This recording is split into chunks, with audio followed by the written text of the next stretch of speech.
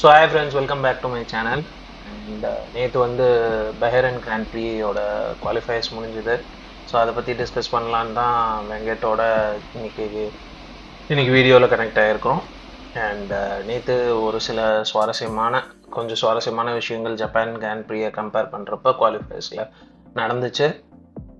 And Venkat நேற்று எப்படி நடந்துச்சு என்னென்னன்றது வந்து ஷார்ட்டாக ஒரு சின்ன வீடியோ மாதிரி இன்றைக்கி போட்டுக்கலாம். அதுக்கப்புறம் இன்றைக்கி ரேஸ் முடிஞ்சோன்னா நெக்ஸ்ட் வீடியோ என்னன்றதை பேசிப்போம். ஓகே, ஸோ வந்து யாரெல்லாம் வந்து நேற்று நல்லா பெர்ஃபார்ம் பண்ணாங்கன்னு நீங்கள் நினைக்கிறீங்க? யார் அண்டர் பெர்ஃபார்ம் பண்ணாங்க?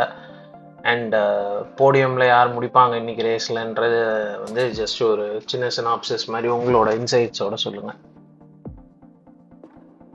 நேற்று நல்லா பர்ஃபார்ம் பண்ணாங்கன்னா வந்து 2 மெர்சிடிஸ் டிரைவர்ஸ் ஜார்ஜ் அண்ட் கிமி 2 பேருமே நல்லா பண்ணாங்க. நெக்ஸ்ட்டு சொன்னால் வந்து லெக்லர்க் ஃபெராரி காருக்கு வந்து ஸ்கோப்பே இல்லை, பாசிபிலிட்டியே கிடையாது அப்படின்ற ஒரு நிலைமையில அவர் வந்து போடியமில் ஃபினிஷ் பண்ணியிருக்காரு. ஐ மீன் P3 ஃபினிஷ் பண்ணியிருக்காரு. இன்னொன்று நல்ல ஒரு பெஸ்ட் ரிசல்ட் என்னன்னா பியர் கேஸ்லி வந்து P5 பண்ணது ரொம்ப பெரிய விஷயம். ஆல்பைன் காரை வச்சுக்கிட்டு இவ்வளோ காம்படிஷன் நடுவில் வந்து P5 முடிச்சது, அதுவும் Max Verstappen, Lando Norris, Lewis Hamilton மாதிரி பெரிய பெரிய ஜாம்பவான்களுக்கு மேலே முடிச்சிருக்காரு. அது வந்து கண்டிப்பாக ஒரு நல்ல விஷயம். ஆஸ் யூஸ்வல் பார்த்தீங்கன்னா மெக்லாரன் தான் வந்து ஃபாஸ்ட்டாக இருக்குன்னு சொல்லி எல்லாம் எதிர்பார்த்தோம். அதே மாதிரி மெக்லாரன் தான் ஃபாஸ்ட்டாக இருந்திருக்கு. ஆனால் இந்த டைம் ஒரு ட்விஸ்ட் என்னன்னா, அது வந்து ஆஸ்கர் பியாஸ்ட்ரியோட மெக்லாரன், லாண்டன் நாரிஸோட மெக்லாரன் கிடையாது. அவர் வந்து அவரோட குவாலிஃபைங்கில் மிஸ் பண்ணிட்டார்.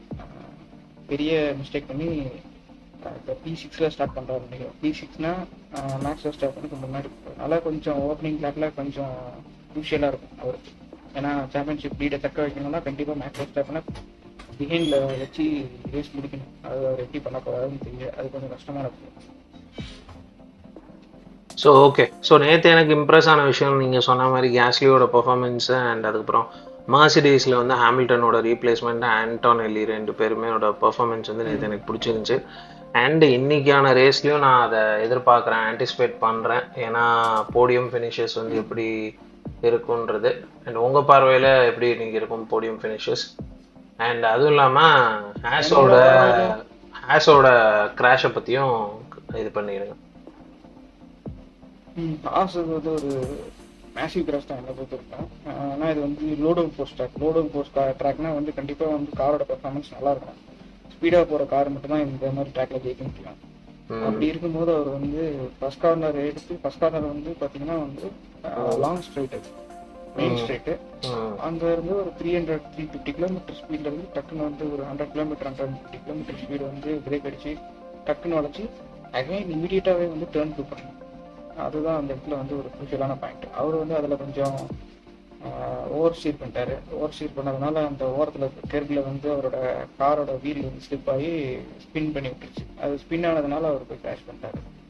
அது வந்து ஆனால் கொஞ்சம் பெரிய மேசிவான கிராஷ் தான். ஏன்னா அவர் இருந்திருந்தானே கண்டிப்பாக டாப் 10ல வந்திருக்காரு என்னோட கெஸிங்க்கு. ஏன்னா நல்லா தான் பண்ணிட்டு இருந்தாரு. ஒரு சின்ன மிஸ்டேக் அவரோட ரேஸே நேற்று முடிச்சிருச்சு. இன்னைக்கு ரேஸில் சொல்லப்போனால் வந்து என்னை பொறுத்த வரைக்கும் டாப் 3 வந்து ஆஸ்கர் பியாஸ்ட்ரி, ஜார்ஜ் ரசல், அப்புறம் வந்து மேக்ஸ் வெர்ஸ்டாப்பன் என்னோட டாப் 3. என்னடா மறக்காம சர்ப்ரைஸ் பண்ணுங்க. தேங்க்யூ.